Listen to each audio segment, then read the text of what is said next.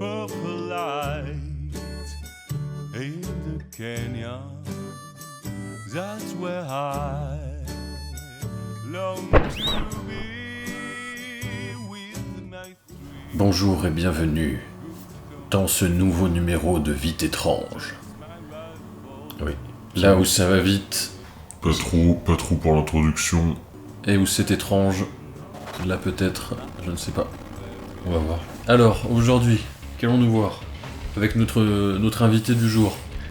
C'est le même que d'habitude, qu'il n'est toujours pas un invité. Alors on va voir. God of War. 4, mais du coup qui ne s'appelle pas 4, qui s'appelle juste God of War, et qui est un jeu très bourrin, mais aussi très beau, c'est-à-dire autant graphiquement que au niveau de l'histoire. Et là, ce qu'on va voir, ça va être, je vais expliquer en regardant, mais du coup ça va être un mode de jeu pas alternatif, parce qu'en fait, dans le jeu, à l'intérieur du jeu, qui est un jeu en fait qui a un monde ouvert, on peut faire une sorte d'arène à un moment avec des épreuves. Et là, le but ce sera de tuer 100 ennemis, voilà, 100 ennemis le plus vite possible. Effectivement, il n'y a pas de liaison avec un S, il n'y a pas de S. On va d'abord commencer par voir une petite présentation du jeu. 3, 2, 1. Go. Alors. Donc là, ce passage-là, je vais baisser.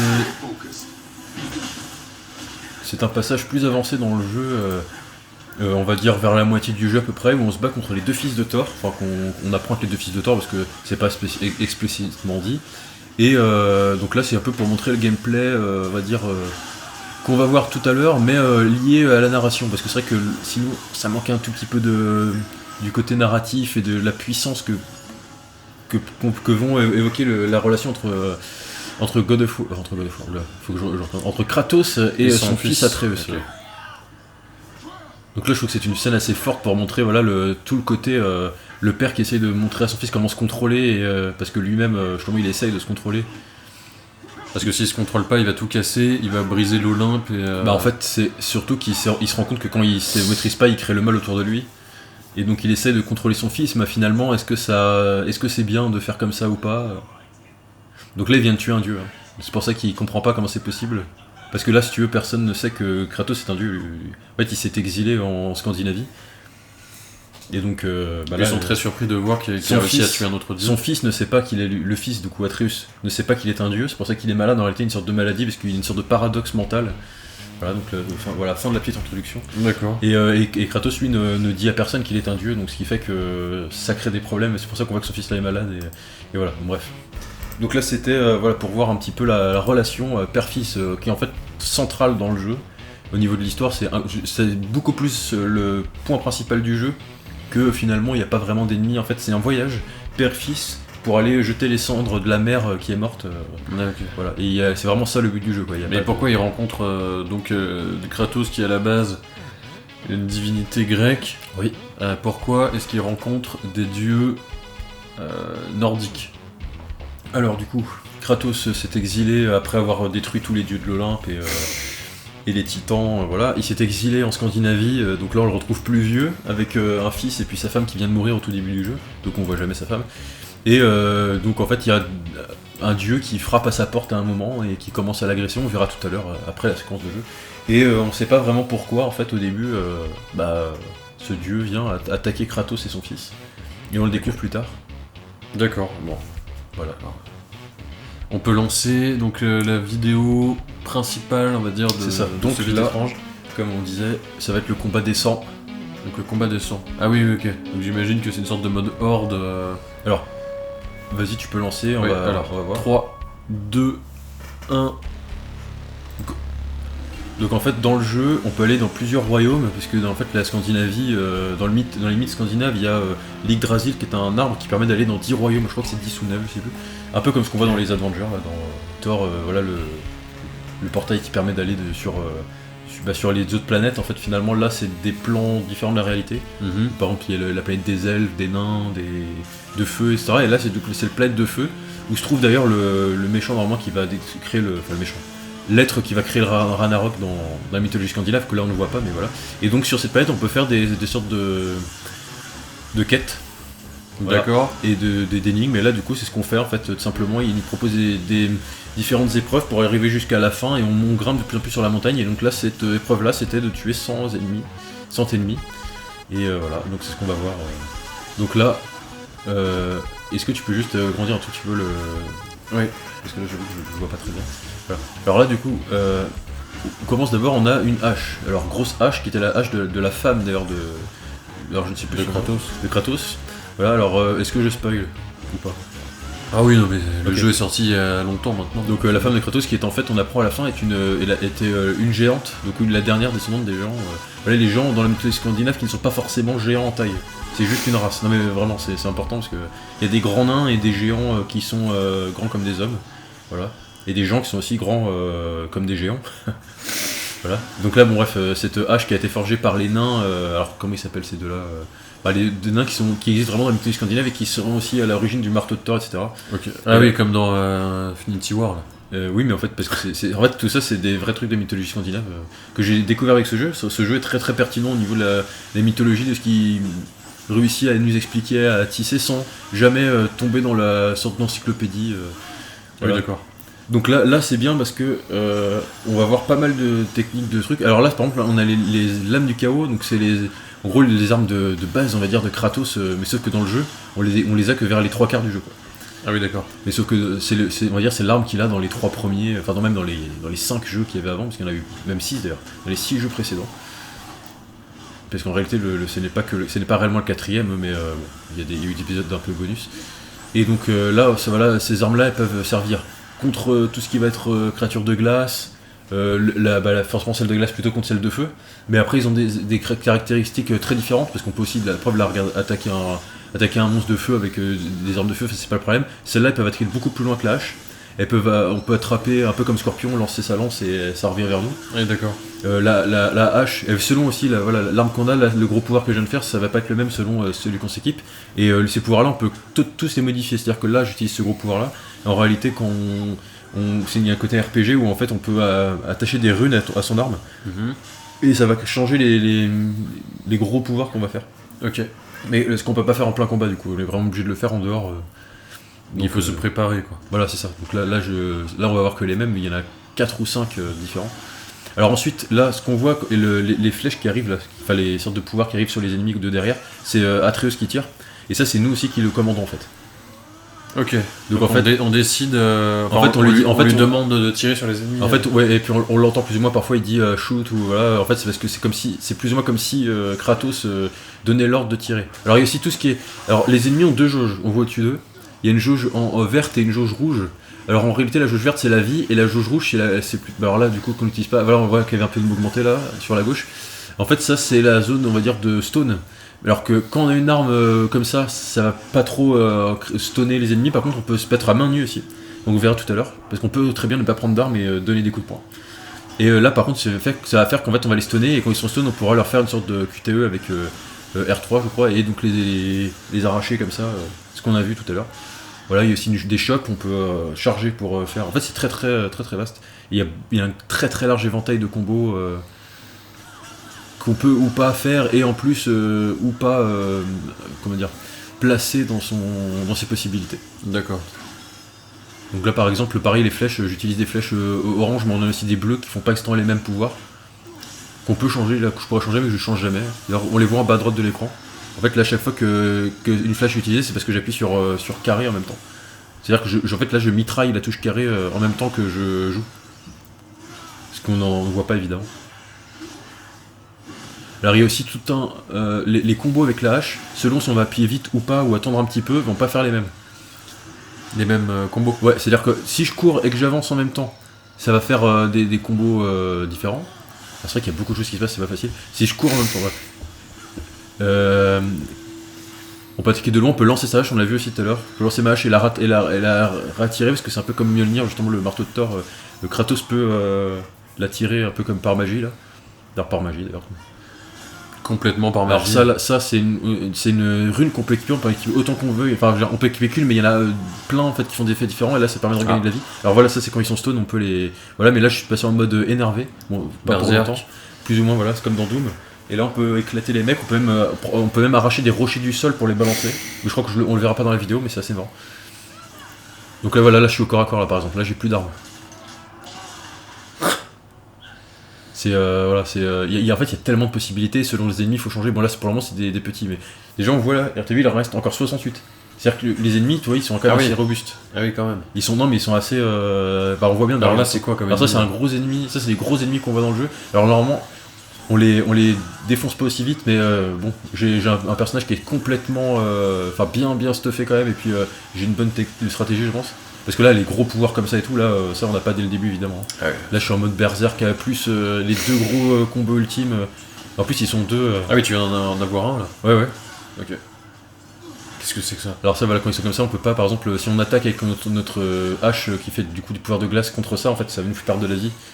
Voilà, c'est le truc à la scorpion. Bon là, je l'ai pas touché, mais ça peut attirer. Bon lui, je crois que ça l'aurait pas attiré parce qu'il est trop lourd. Mais... Ok. Donc là, ce sont des démons de glace en fait. Ouais, c'est une sorte de drogue là, de mythologie scandinave, c'est les zombies en fait. Ok.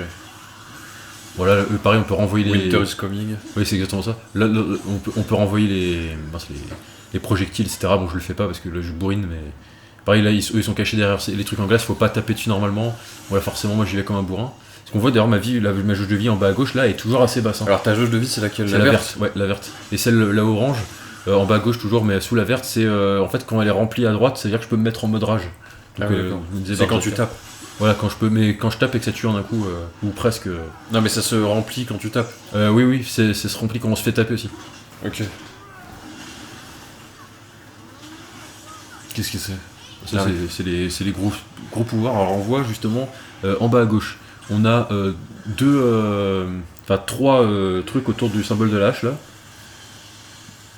Donc c'est vrai que je peux pas montrer, mais je sais pas si toi tu les vois en bas à gauche. Oui, les symboles. Du coup, il y en a un en bas, en haut et un à gauche. Alors à gauche, c'est la rune qu'on a équipée, donc ça ne change pas selon l'arme. Par contre, les deux autres, t'as celle. En fait, on les équipe avant, après. Et en fait, on voit que ça se recharge et je peux pas l'utiliser la force, évidemment, tant que voilà, parce que c'est des gros pouvoirs en général. Mais ils ne fonctionnent pas non plus dans toutes les situations. Donc c'est pour ça qu'il faut toujours alterner beaucoup les armes, les trois du coup, parce on peut aussi donner des coups de bouclier d'ailleurs.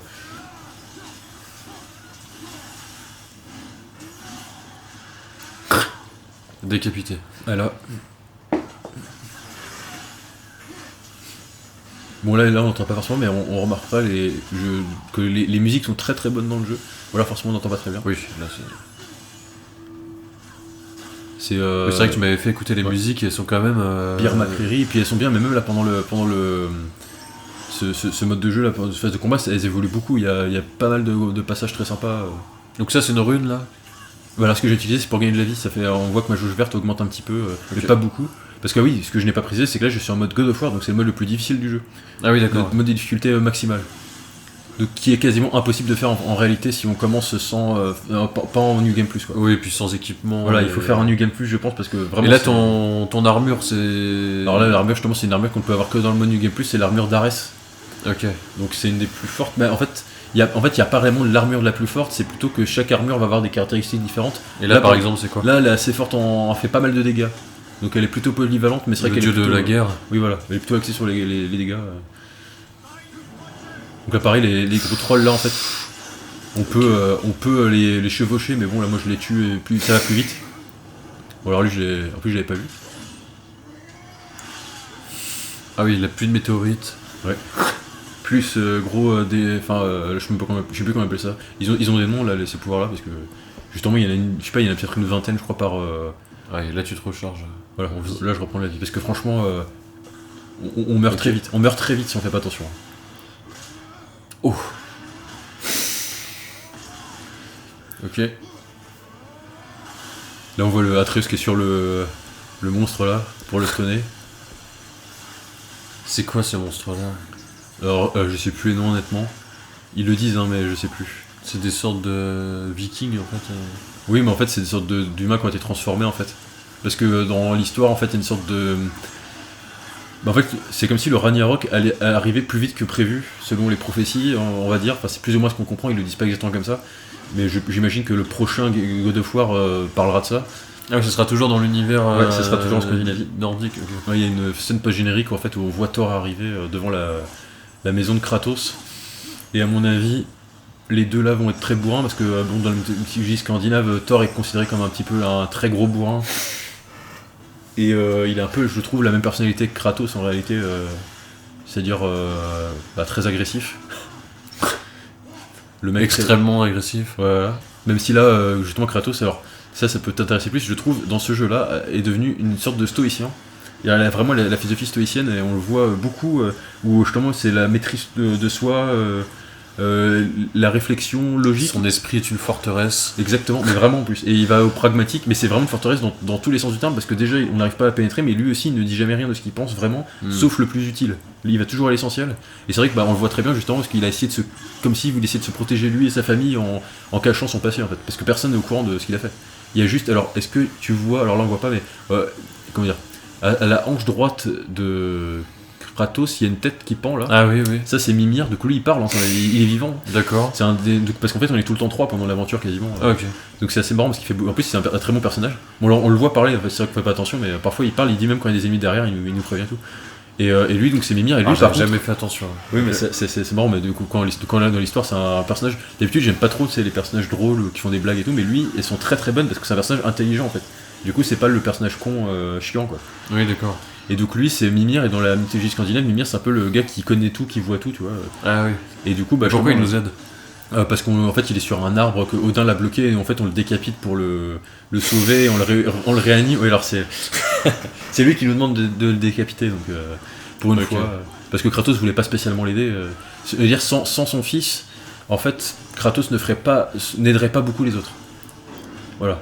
Mais quelque part son fils le rend meilleur aussi. Donc il y a vraiment une son fils le rend meilleur tout court, parce que honnêtement c'est lui il est très égoïste en fait finalement. Il veut juste plus créer de mal en restant cloîtré, mais il veut pas non plus aider quoi. Le mec est tellement fort que quand il tape dans ce bouquet ça fait des ondes de choc. De toute façon là on voit pas grand chose, mais en vrai il soulève des montagnes littéralement. Il y a vraiment des moments dans le jeu où on soulève des montagnes quoi. Enfin, je sais pas. Il y a un moment par exemple, il y a un truc très drôle où c'est il dit on peut le temple. C'est comment la phrase, c'est le temple peut être retourné, alors on va retourner le temple. Voilà. Et t'as le gars, t'as justement Mimir qui a sa hanche et qui fait c'est tellement logique qu'on peut pas contredire ça quoi. Si le mec fait des déductions logiques quoi, c'est la personnalité de Kratos c'est très drôle dans le jeu. D'ailleurs, C'est vrai que je connais pas assez pour. Qu'est-ce que c'est ça? C'est encore les ennemis. C'est les mêmes gros ennemis là? Ouais. Il n'y a pas beaucoup de types d'ennemis par rapport à tous ceux qu'il y a dans le jeu. Là, il y a à peu près les mêmes, mais ils sont forts. Ah, c'est vrai qu'ils là, on voit sont assez classe quand même. Les ennemis. Oui. Ouais, là, puis Ceux-là, en tout cas, ils sont très forts. Les très gros là. Au début, quand on les rencontre, c'est ceux-là, on meurt quasiment. Enfin, c'est quasiment impossible de les battre. Alors que là, il s'est fait pulvériser. Ouais, mais honnêtement, là, ça va très vite parce que. Ah bah c'est Mimir. Il vient de dire il y en a d'autres. Et bah voilà. C'est pareil, je crois Mimir, on l'a à peu près vers la moitié du jeu. Enfin, il vient avec nous vers la moitié du jeu. Au début, on est que avec son fils, et bon, il y a pas mal de. Il y a pas mal de choses qui passent dans le scénario, parce que finalement, le scénario, c'est God of War, on pourrait se dire que ce n'est pas l'essentiel, mais en réalité, c'est faux. Et là, dans ce jeu-là, maintenant, c'est devenu l'essentiel, et je pense que les prochains God of War seront aussi sur cette lancée-là, c'est-à-dire que le scénario, maintenant, est devenu presque la partie la plus essentielle du jeu.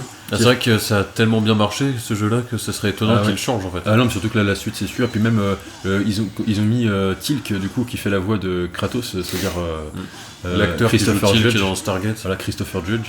Et franchement, il est très très très bon. Il arrive à donner une personnalité. Voilà, il y avait au début plein de gens qui étaient pas contents qu'on ait changé la voix de Kratos. Parce que c'est vrai que c'est toujours été le même acteur jusque-là, et là ils ont changé, mais franchement, vu que dans les premiers il parle pas tellement. Enfin, il parle, hein, mais bon. Oui. On va dire que la plupart du temps il est tout seul, donc il parle pas beaucoup. Et Ils ont pas changé pour le pire. Non, voilà. Bah là, c'est-à-dire qu'il parle pas beaucoup non plus dans le jeu en fait, mais il y a beaucoup de dialogues, mais c'est pas lui qui les fait. C'est souvent son fils qui parle, et puis lui il est un peu obligé de parler parce que justement son fils s'arrête toujours pour parler avec les autres, parce qu'en fait il est gentil. Il y a rien à voir en fait. D'ailleurs, on devine plus ou moins qu'il a pas réellement élevé son fils. Là, c'est. Mais là, par contre, ça fait rien, tu vois. Une avalanche de. Ouais, mais ça fait rien. Il perd même pas de vie. Ah, ok. Par contre, là. Par contre, c'est vrai que là, j'utilise pas les pierres. Explosion. Mais là, en fait, j'utilise que R1 parce qu'en fait, on peut faire d'autres coups avec quand on est comme ça. Mais c'est vrai que là, je fais que la. Ah oui, là, t'as perdu pas mal de vie, là. Donc, pendant quasiment toute la partie, là, à chaque fois, je suis. Ah, bah, il reste plus qu'un ennemi, donc on arrive à la fin. Et... Là, c'était quand même plus long pour tuer 100 Oui, 100 non, ennemis. c'est clair. Les ennemis sont tous assez résistants et encore, franchement. Ok. Non, là. Et encore, là, ils sont résistants et pourtant, je suis vraiment en full stuff, très fort, avec tout plein de pouvoirs et voilà. Et donc là, voilà, on ouvre ça, on gagne une clé, ça nous permet d'accéder à la prochaine étape du level. Mais bon, on le verra pas. Voilà. Et les perles de colère, ça, c'est parce que on est en mode en New Game Plus et ça permet d'avoir de nouvelles tenues. Ah, c'est impressionnant le. Donc là, voilà, on a vu le système de combat et là, les animations. Bah ouais, et là, du coup, on va voir plus, encore comme au début, mais encore en mode histoire. Donc là, ce qu'on va voir, c'est. Alors, pas la première fois qu'on voit Baldur, donc Baldur qui est en gros le fils de Freya et de d'Odin, je crois. Je sais plus. Alors, en gros, Baldur, c'est un dieu qui ne ressent plus la douleur parce que sa mère, Freya, du coup, lui a. Pour le protéger, parce qu'elle sait qu'il allait mourir, elle a une prophétie. Donc, pour le protéger, elle lui a enlevé toute sensation, voilà, toute possibilité d'avoir de la douleur. Ce qui fait que lui, il le vit très mal parce que du coup, il a réellement plus aucune sensation. Donc lui, en fait, il. Okay. Alors, en quoi ne plus avoir de sensation de douleur, ça te préserve de la mort? J'arrive pas bien à comprendre. Alors, je crois que c'est pas expliqué exactement comme ça, mais en gros, c'est plutôt qu'il ne ressent plus rien. Et du coup, comme en gros, il a plus rien ne peut l'affecter. Et du coup, il a plus d'émotion, il a plus de sensation, rien. Du coup, c'est un peu comme si ça le préservait du fait de pouvoir être tué par une flèche, parce qu'il il devient immortel en fait, c'est ça. Oui, d'accord. Oui, c'est ça, voilà. Oui, c'est ça que j'oubliais, c'est qu'il devient immortel grâce à ça. Du coup, parce que c'est vrai que les dieux asgardiens, eux, ne sont pas immortels. Dans la mythologie scandinavienne, ils peuvent mourir. Donc c'est le seul dieu immortel finalement. Voilà. Mais il ressent plus rien. Voilà. Et donc là, c'est ce qu'on va voir. Justement, donc Kratos aura beau le taper, c'est presque lui qui demande ça, quoi. Puisqu'en fait, il a envie de ressentir quelque chose, mais il n'y arrive pas. Donc, ok. Bon, on va lancer ça, on va regarder tout de suite. Voilà. Donc là, ça m'intrigue. Et là, c'est un moment où. Oui. Alors, pour reconstituer, c'est un moment où le fils de Kratos, donc Atreus, vient d'apprendre qu'il était un dieu. Oui, d'accord. Et un demi-dieu même. En fait, c'est un dieu totalement, mais il le sait. Là, pour le moment, il pense qu'il est un demi-dieu. Comme Kratos, finalement, qui est un demi-dieu. Et il pense que. Du coup, c'est comme s'il devenait super condescendant par rapport aux autres et qu'il se sentait tellement fort. En fait, il devient méchant, quoi. C'est plus du tout comme Kratos l'a élevé, quoi. Il devient vraiment quelqu'un d'hyper méchant, qui est égoïste et tout, et il devient à moitié fou, quoi. C'est comme si voilà, cette révélation-là, ça l'avait complètement perturbé. Et il écoute plus son père, quoi. Ok, donc là, on va voir. Alors, 3, 2, 1 et go. Donc là, le but, c'est qu'on va arriver à. Enfin, on essaie d'aller à Jotunheim, donc en gros, c'est là où il y a la plus haute montagne de tous les royaumes. Ok. Donc c'est le royaume des géants, qu'on ne pouvait plus ouvrir parce que la seule porte, celle-là, était cachée, fallait trouver quelque chose.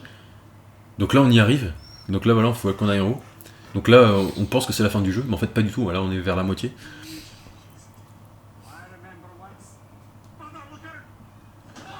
Voilà, et là, malheureusement, on a Baldur qui vient et qui gâche un peu la fête. Et on remarque aussi, oui, que le jeu est entièrement plan séquence. Il n'y a aucune coupure entre les phases de gameplay et de. Aïe aïe aïe. Voilà, c'est pour ça que je précisais, toi il a dit je suis un dieu, je peux t'aider, machin. Mais en fait, il se croit vraiment trop fort, alors qu'en fait, il est fort par rapport à un humain, mais par rapport à un autre dieu. Non, mais même pas, parce qu'en fait, tous les dieux ont des pouvoirs différents, il sait pas, en fait, c'est pas du tout. Ah oui, d'accord. Et puis de toute façon, c'est plus le fait qu'il se croit supérieur à tout le monde parce qu'il est un dieu, alors qu'en fait, Kratos lui apprend que les dieux sont être humble. Et... Kratos, lui, hait les dieux en fait. Vraiment, il a une haine des dieux parce que les dieux l'ont toujours fait. Il est pas vraiment dans le juste milieu alors. Non, mais Kratos. Le problème, c'est que justement, il essaye de l'être. Enfin, on va dire que là, il essaie de se pétriser, mais il a une haine des dieux quand même parce qu'il est tué, il a quand même détruit l'Olympe pour une raison. Oui. C'est-à-dire que, en fait, Arès dans le premier le manipule. Voilà, le mec il dit qu'il a cassé la porte alors qu'en fait c'est clairement pas lui. Alors bref, dans le premier en fait Arès le manipule et en gros Kratos tue sa femme, il y a une sorte de, c'est le côté Héraclès, alors qu'en fait il est manipulé par Arès, donc après il tue Arès, et après on découvre qu'en fait son père c'est Zeus et qu'en fait il tue Zeus à la fin, parce qu'en fait il le manipule depuis le début, enfin il y a plein de choses comme ça. Voilà, on voit bien la relation père-fils. Ah bah là. Oui, mais là justement, là on est vraiment au moment où ça se tourne mal parce que depuis le début, le fils, justement, c'est plutôt un peu le scolaire très sage, justement, qui se bat pas trop, quoi. Et là, il devient complètement, il perd complètement les pédales alors que.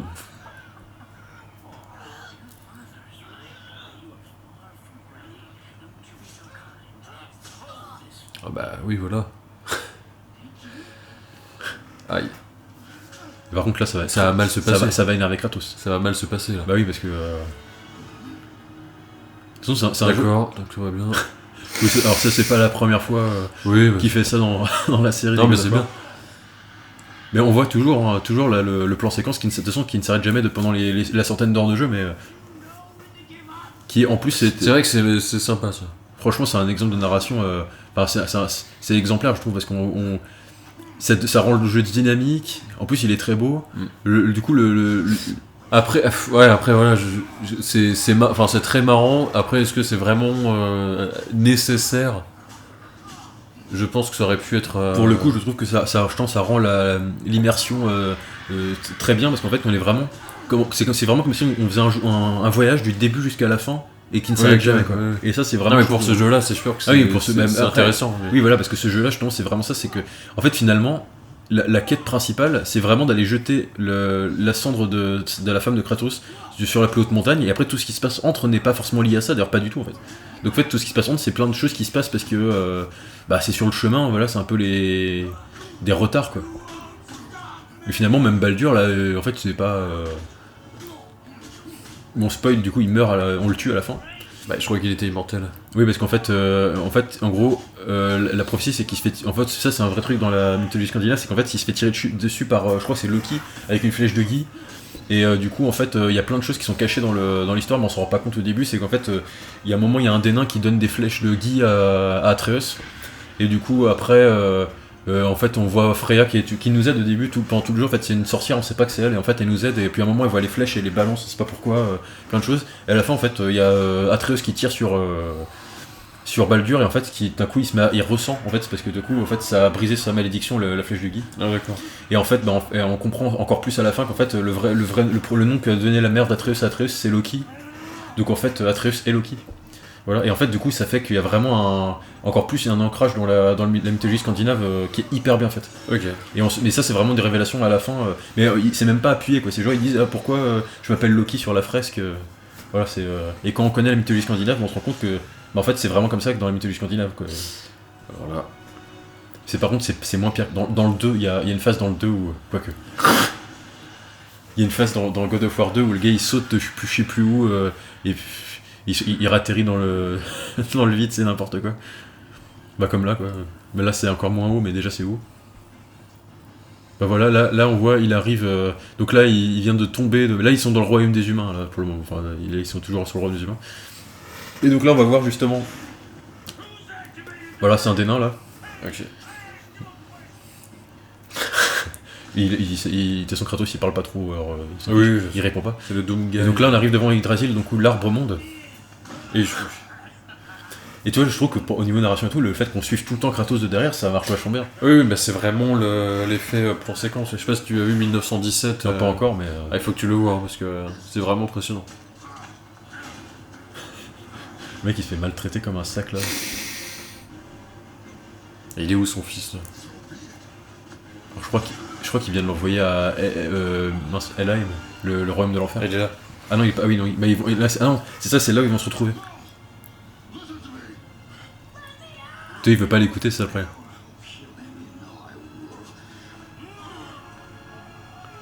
Ah oui, là, en fait, ça c'est le. Voilà, c'est la clé là. Il vient de casser à moitié le truc.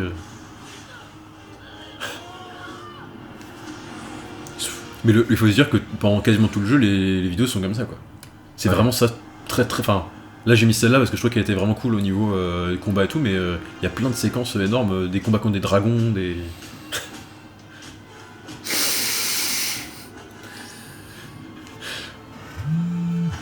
Cette débauche de coups de poing dans la tête.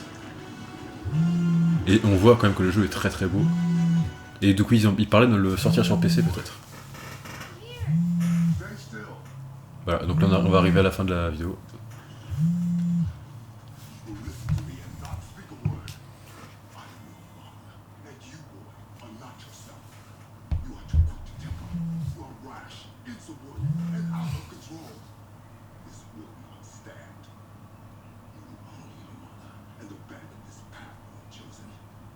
Il est pas content. Ah oui, non.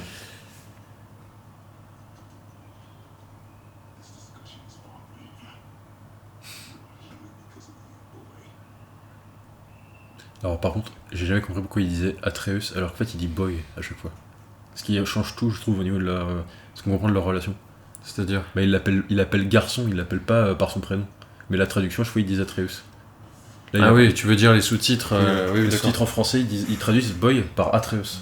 Ce qui n'est pas la même chose du coup, parce que Oui, c'est sûr. Kratos l'appelle boy. Ouais, parce que je trouve qu'il y a une sorte de. Ils sont pas hyper. Enfin, au début du jeu, ils sont pas très proches, et je trouve vers la fin, après, ils commencent à l'appeler Atreus, et c'est très différent, je trouve. Oui, ok. Oui, bah alors là, après, c'est... Ah, mais c'est important quand. Oui, non, c'est le sûr, jeu, c'est sûr. euh, non, c'est sûr. Moi, j'ai pas fait le jeu en français, donc je ne sais pas, mais il paraît qu'ils sont bien les doublages. Donc voilà, on a vu un peu God of War. Bah c'est en tout cas c'est impressionnant je trouve Bah, alors, visuellement voilà. visuellement c'est Et- impressionnant. Et puis on a surtout vu le côté combat, parce que j'ai fait trois scènes de combat, même quand il y avait la narration. Il y a aussi beaucoup de passages très contemplatifs. Juste contemplatifs, où on voit des scènes grandioses, immenses, très épiques. En tout cas oui là ça a l'air épique. Là c'était épique, mais il y a des passages juste, par exemple quand on arrive chez les gens à la fin, où on voit le monde des géants avec plein de cadavres de géants dans le paysage, et juste on regarde et tout, puis c'est incroyable. Enfin franchement c'est très très beau. Et il n'y a rien qui se passe, il n'y a pas d'ennemis, il n'y a rien. Il y a beaucoup d'endroits où il n'y a pas d'ennemis. Hein. Ok. C'est pas un jeu où il y a de l'action en permanence. Mais par contre c'est très bien géré au niveau de l'action, donc on s'ennuie jamais quoi. Donc voilà. Je conseille ce jeu, qui malheureusement pour l'instant n'est que sur PS4. Bah, j'espère qu'il sera comme tu dis sur PC Ouais, c'est pas encore officiel, mais c'est possible. parce que moi comme j'ai uniquement un PC Ouais. et Doom je l'ai acheté directement quand on avait fait l'épisode de Vite étrange. Là je ne peux pas, mais peut-être que le jour où il sortira sur PC je l'achèterai. En tout cas moi je le conseille, je pense que c'est vraiment un des meilleurs jeux que j'ai fait récemment. Enfin récemment. Ça fait déjà quelques années que je l'ai fait, mais justement sur les 5 dernières années, pour moi c'est un des meilleurs jeux. Que ce soit au niveau de l'histoire, du gameplay, tout simplement de ce qu'on ressent en jouant, quoi. De très fortes émotions. Ok. Donc voilà. Bah je sais pas si on a quelque chose à ajouter. Donc sur on a ce fait jeu. un rapide tour vite et étrange Étrange, je sais pas, pour le coup. de God of War. Alors peut-être pas étrange. Vite, oui, on peut dire que c'était dans ce sens-là, ça a été rapide sur un jeu qui doit durer une bonne centaine d'heures. Oula oui. On a vu de courts extraits et puis voilà. Bon, je pense qu'il n'y a pas grand-chose à rajouter finalement. Alors, en tout cas, moi, ça m'a bien convaincu de l'essayer un jour si c'est possible sur PC, quoi. Et voilà. Bon, alors nous allons conclure. Voilà, par cette phrase performative. Voilà. Alors du coup il faut conclure, sinon c'est pas performatif. Non, c'est ça, voilà, nous allons conclure par cette phrase performative. Bah voilà. C'était la phrase de conclusion.